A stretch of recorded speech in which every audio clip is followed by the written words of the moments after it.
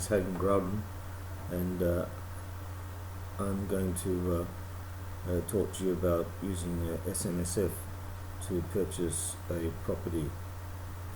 Since 2007, the government introduced provisions into the Superannuation Industry Act that a super fund could borrow and purchase a property, and that raises a number of opportunities and also considerations for people who are thinking about investing in property, and it creates a structure which is an alternative that people can use if they think that's the best one for them. Okay, the information in this presentation is of a general nature and has been provided without consideration of the personal objectives, financial situation, and needs of any recipient. The audience advised to consider appropriateness to their circumstances of any investment options before making any investment decisions. Past performance of any investment or product class does not necessarily indicate that it's going to continue in the future.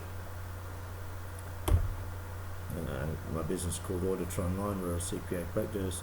We have a limited AFSL license, and we can assist people with the setup of super funds should they wish to do so. Details there.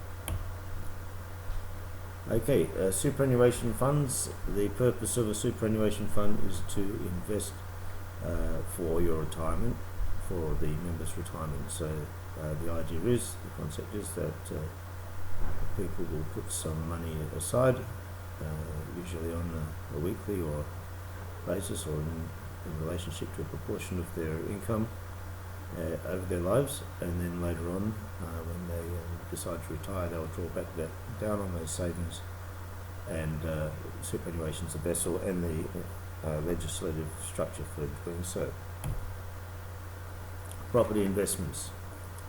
Well, today's the 21st of July 2017. I think the last couple of years have been very positive for people who have invested in the right places in property, and that's not everybody in Australia. There's numerous different regions and areas, and not every area has gone up and not every area has gone down. Like any investment, it's really good if you pick the right horse, do some research, talk to some people, try and pick things which have a lot of pluses going for them, a lot, and will be aware of any downside risks. There's some people who've invested in mining towns, and some small towns can suddenly have an absolute boom, and there's suddenly 500 people living in the town. When the mine kicks off, something happens later down the track, like different commodity prices may go down or up. Something goes wrong, legislative, environmental, blah blah blah. Suddenly a mine can shut down, and for various reasons mines get depleted as well. They're just like they've got a limited resource in there. One day it has to run out. So then this town, will it be able to justify itself without the mine, or is everybody just going to pack up and leave? And it's not just limited to mining, that problem. There's a whole bunch of risks with different areas. The last couple of years, Melbourne and Sydney have had the outstanding returns, and that's really good because millions of people do live in those two cities, and the property's been a good investment. So those who have been lucky enough to be in the right place at the right time, and some areas within those cities have been really very appreciative. So that there have been some people making rewards, and a lot of people invest in property just because they need a house to live in as well. But that doesn't affect. That's not a relevant factor to super funds, because you're not allowed to use a personal dwelling house as an investment in a super fund in the current legislative structure. You have to do it purely for the purpose of providing a growth fund providing an investment that will help you retire, or that you believe is going to help you retire and make some money. It's not for the purpose of living in. But the fact is that you can buy a property and rent it to someone else who's unrelated to you, who simply is desiring to rent a property because they need one to live in, and make your money from the rent and appreciation if you're lucky in the press up. Risks, as risk, I've already mentioned a couple. Some properties go down, so check it out, and not just that. Just be aware that there can be all sorts of issues with property. There can be repairs, and some of them can be quite costly. So know your property and get appropriate checks to make sure that you're aware of any downside risks or expenses or things in the pipeline that need doing, and that those costs are not going to be debilitating. Okay, so what sort of properties can we buy in a super fund? We can buy residential property, commercial retail properties, and commercial industrial properties. I'm not sure if there's any other sorts of properties out there, but I have a hunch that whatever sort of property, I think you could buy it in a super fund. What's some of the issues with residential? The banks seem to be very willing to lend on residential. The banks seem to like them, so it might not be so difficult to obtain finance from a bank, and the loan ratios might be a bit higher than what you get in commercial. Residential just seems to be favoured by the bank. It's also I think there's a few issues with residential in terms of risk. One is that I think in most states it's governed by specific residential tenancies acts or equivalent types of things. So it's a pretty much a known quantity. There's tribunals and there's heaps of real estate agents and things like that. Everybody seems to know the deal pretty well, and there's a lot of people out there in some areas, and hopefully the area you buy, there's a lot of people moving in the area and looking for places to rent. So the market's quite big. In the main cities, I don't think long periods of unoccupied residential properties are a big issue. There might be short periods, of course, and if the rent's too high, it might take a bit longer to get a tenant, or for some reason. But generally speaking, residential seem to be like probably the easiest. Commercial property in retail. If you haven't been into commercial before, I think you should make some inquiries before you jump into it. They don't tend to be governed by the residential tribunals acts, I think, but there might be some other acts that govern them. But just be aware the whole thing then becomes a matter of, if you want to set up a lease, you might have to see a lawyer each time and have it drawn up, and the whole thing a little bit more commercial. You might then be dealing with some bigger sorts of companies that have got a little bit of clout, and I don't know, are you able to knock about with them in the boxing ring? Is it a little bit tougher to do that? Do you need to have 2 or 3 partners in this together so that you can pull some resources and have a strong legal base to bargain from? So retail's got some risk. Not only that, you've got a much bigger risk of insolvency, I think. You can have a tenant who knows what, they're renting a shop from you, and they're going along all right for a while, and all of a sudden something goes wrong with them, they get a negative tax hit or whatever, and suddenly they go bankrupt or into liquidation. That can have really bad effects for the owner of the property. Once again, you might have to go back and pay some legal fees. You might have some arrears in rent that the liquidating company hasn't paid, and you have some difficulty to recover that, if it's even possible at all. And then you can sometimes, with retail, just be careful.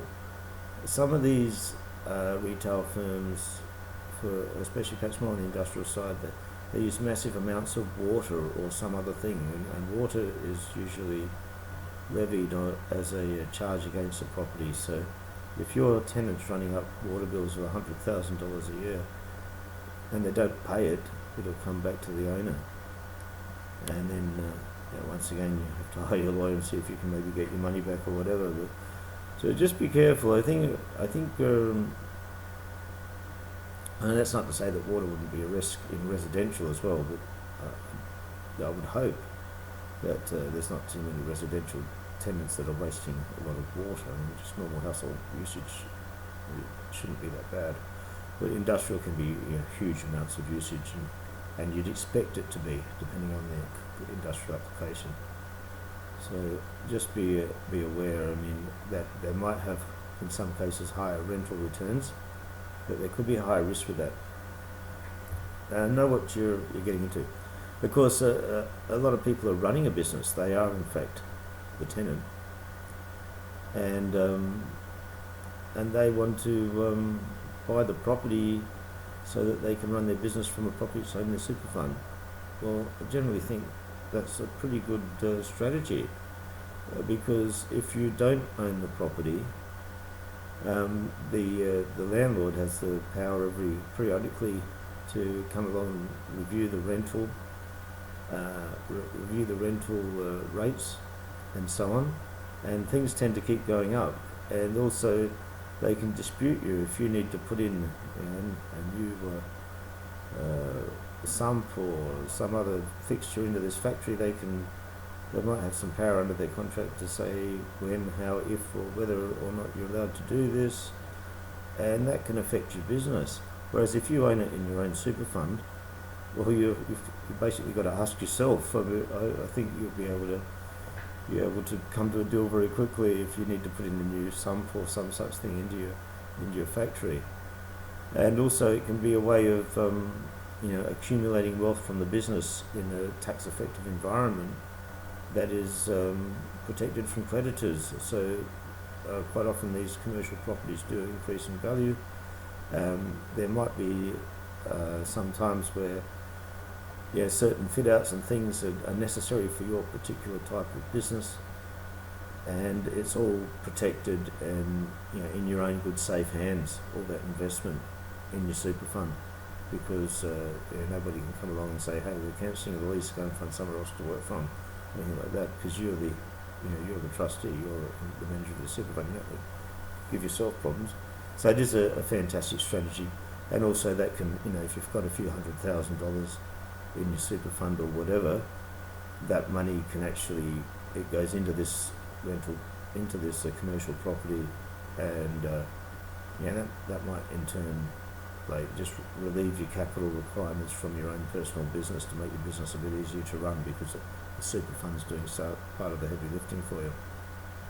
And I hope it does result in a good result when you retire, and an investment that helps you have a good retirement after you finish work, ready to finish work. Okay, so there's some of the different investments options, property tends to come down to getting rental income and speculating on capital growth.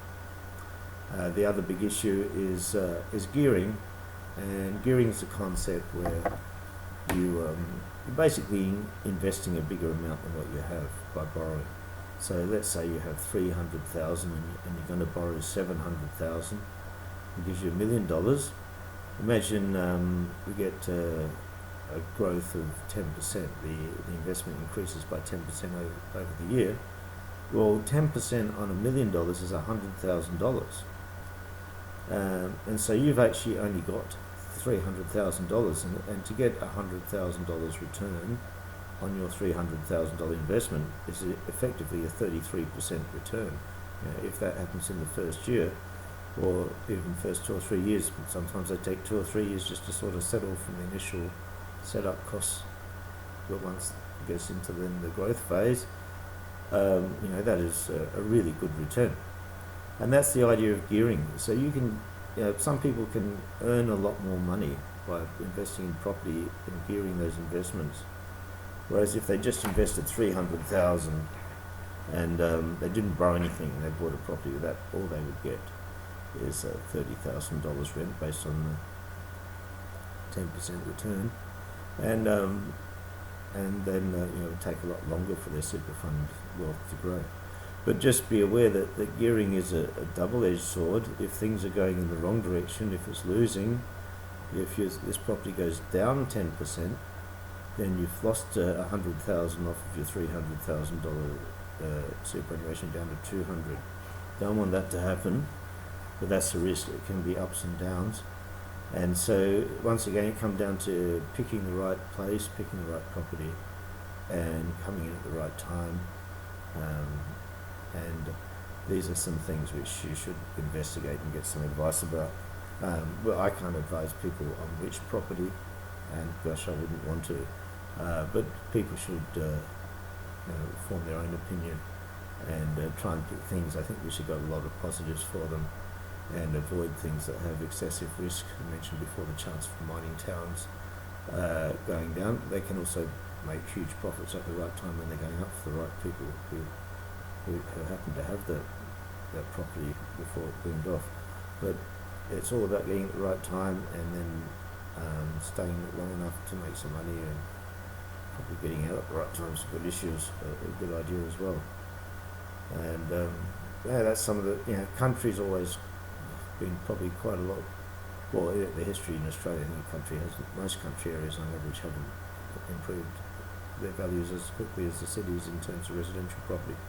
And I think the reason is they just don't have the populations out there. It might be harder to find a tenant because there's just not that many people moving in these small towns.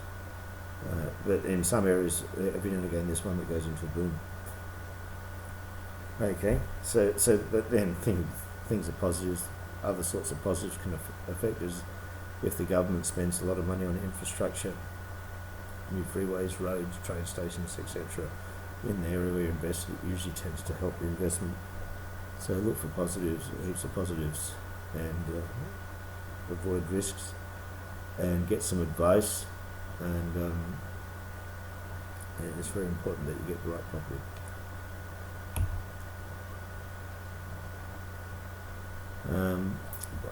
So we talked a little bit about commercial and some of the issues. You can get a higher income, you can get capital growth, or at least you can speculate on capital growth. If you own the business, you can improve your business management tasks, because you now have that property sorted out, and whatever investment and structures and setup needs to be done for your business can be done in a very safe environment where the investment is not subject to the risks of a third-party landlord who can come along with various claims. So business owners is well worth thinking about. Tax issues. Super funds in the accumulation stage have to pay 15% tax and effectively 10% capital gains tax if they've held the asset more than 1 year. That tends to be, we call that concessional tax. In other words, that tax is lower than the company rate, and it's also lower than the highest marginal rates of individuals. So it's quite often more advantageous if your income can be received in your super fund than it can be received in one of the other entities like a company trust or individual. Not always, because some people don't have enough income to cover the threshold, so they don't pay any tax. So it's not always advantageous, but it's quite often advantageous. And they are pretty good sound tax reasons for quite a lot of people who have a benefit there. When the super fund goes into pension phase, then subject to a limit for a number of 1.6 million incremented for inflation, there's a tax-free. The super fund can receive its income tax-free. So at that stage, that's really good. I mean, a tax-free trust, which is pretty much inert from most creditors, is a great place to save your money and to earn your money. And once you're in the pension phase, you can draw it out anytime you want as well. So, that's a really, really good place to have your super. And that's when super really does come into its own, and it's an absolute gem for those people who have set it up the right way, maybe had businesses particularly, and been able to put larger amounts into their super in this tax-free and safe, creditors, asset protected environment. So that's taxes tend to be quite a few pluses for the super fund. In particular, when you're dealing in property, of course, being able to choose the time when you sell or realise your property, which you do because you're the trustee, so you can sell it any day you like. And obviously people would be wanting to sell it at a time when the super fund is in the tax-free pension phase. If they're all other things being equal, of course, they might have other reasons to sell, so it's not always the case that they can do that.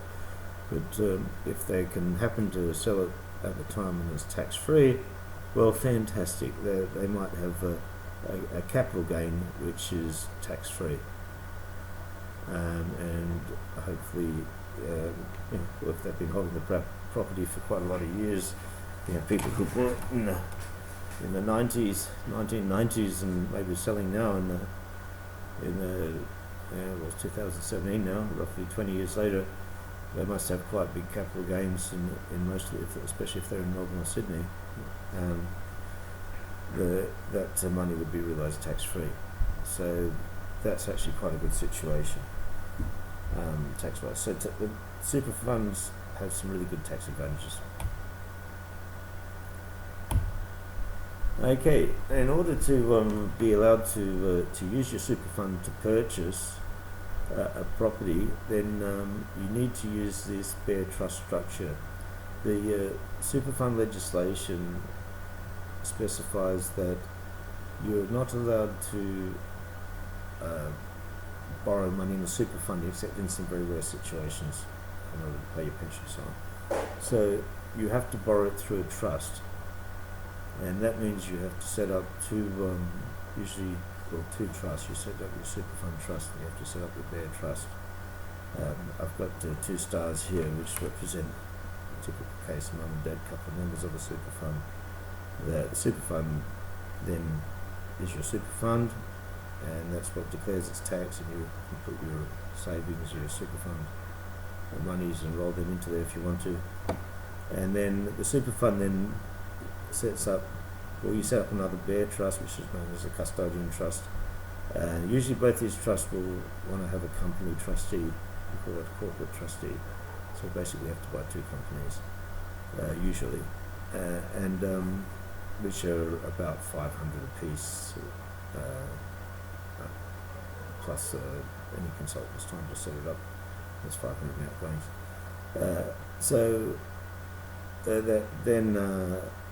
This second bare trust, this company will own the property, the target property that you're going to buy as an investment in trust for the super fund.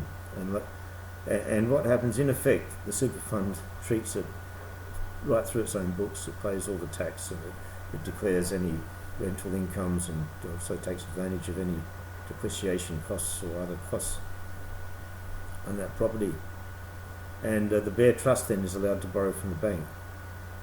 And so this gets us around the problem of super funds are not allowed to borrow money, generally. But the bare trust does the borrowing. And so the bare trust, the super fund might have a $300,000 deposit, pay a deposit on the house, and the trust might borrow another 700 round figures, depending on your bank and finance broker, what they can come up with. So you got $1 million. So this property here then worth $1 million. The trust, the super fund goes out in the market and buys it. And once you've got your finance and everything approved, and you need to make sure you've got all your arrangements in place, and you need to make sure you've got all this set up before you go and buy it, because you're not allowed to transfer a property that you personally own to a super fund. You can do so if it's a commercial property, but you can't transfer a residential property to a super fund. Just be aware of that. But just make sure it's all set up first, and then buy it after you're ready, so you don't avoid any problems there. And that's how it works. And then this trust structure will sit there for possibly many years, possibly forever. It's It's possible that if the super fund pays out the loan to the bank, if that gets paid out here at some stage, then you can just transfer the property back to the super fund as a trustee transfer and cancel the spare trust. But for all that, it's cost you legal fees and everything. Do you really need to do it? Probably once it's set up, most people are just going to leave it there. And besides that, it's not always that easy to pay out a bank. If they're going to pay out a bank, they might be preferring to, increase their properties rather than pay out the bank and maybe borrow more and buy another property or something. Or do something else. Maybe they want to invest in the share market or somewhere else. So that's the way it's done. And that's where you need to come and see an AFSL license holder to come and get this all set up and check your circumstances and so on, see if you're able to do it. That's called limited recourse borrowing. So